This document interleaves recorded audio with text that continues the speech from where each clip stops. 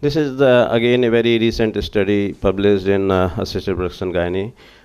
Prospective randomized studies, a short sample size, but they concluded that the recombinant HCG M2 oocytes rate was slightly higher in recombinant HCG group. Again, there was no difference in fertilization, pregnancy, or implantation rate, as well as the miscarriage rate. Urinary HCG is known to contain HCG degradation product, and that's why they might have subtle interference with cumulus oocyte maturation. However, the clinical pregnancy rates were similar in both the groups. This is again very recent study, 2011, retrospective observational study. Pregnancy rates were 43% versus 30%. And they concluded, this is one study which has concluded that the pregnancy rates were higher in recombinant HCG group. This is a open RCT 2001. Again found no difference between the doses 250, 500 and urinary HCG. Cost effectiveness, no study has reported the outcome.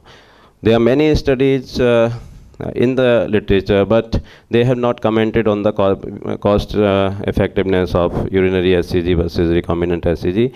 But as far as we clinicians are concerned, I think that is one important parameters which we had to look into when we decide about using the product. Now, this is a very good systemic review published in 2005. They reviewed 4 trials with 747 patients. You can see ongoing or delivered pregnancy rate, no difference. Clinical pregnancy rate, no statistically significant difference between 2 groups.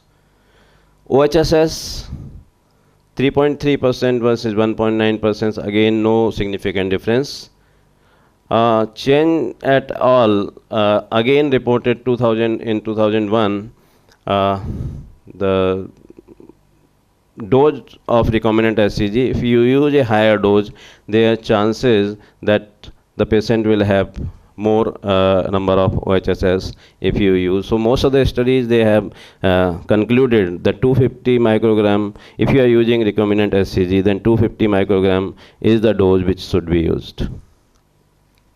Miscarriage rate, again this meta-analysis confirmed that there is no statistically significant difference in miscarriage rate between 2 groups. Number of oocytes retrieved, again no significant difference.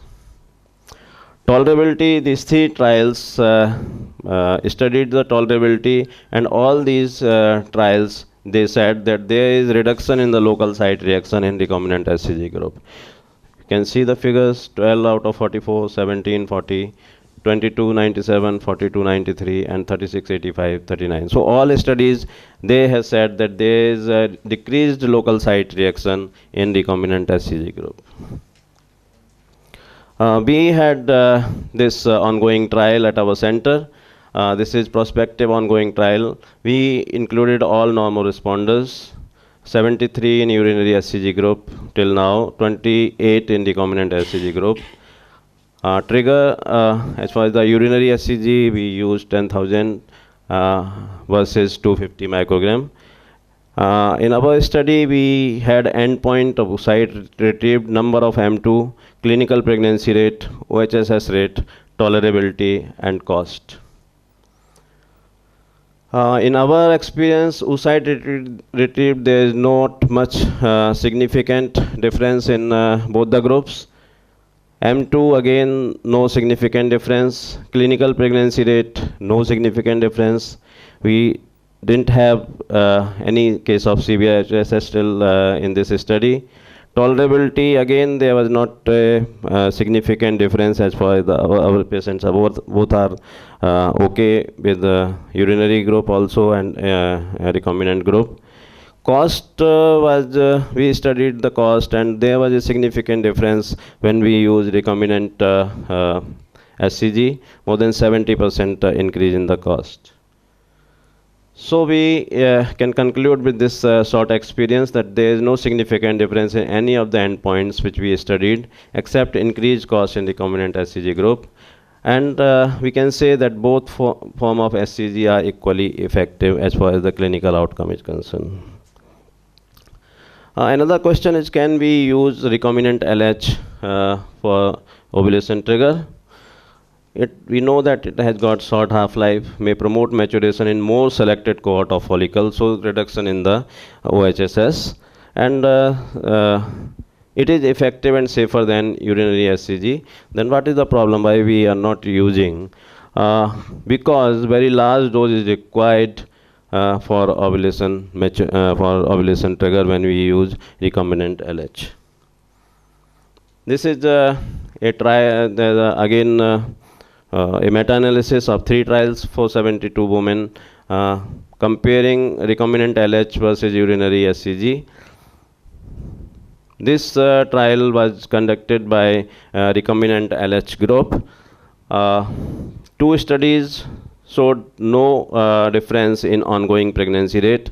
However, one study by the name of study 21447, they said that there was significant lower pregnancy rate when they used recombinant LH. Clinical pregnancy rate, no significant difference between the recombinant LH or SCG, urinary SCG group. Severe OHSS, no significant difference. Miscarriage rate, no significant difference. And number of oocyte, no significant difference. Tolerability of these drugs like recombinant LH and urinary SCG, only one study commented on tolerability. No serious adverse event. Abdominal enlargement in 29 cases, abdominal pain 19 cases, site pain 14 cases, nausea and irritation 10 cases.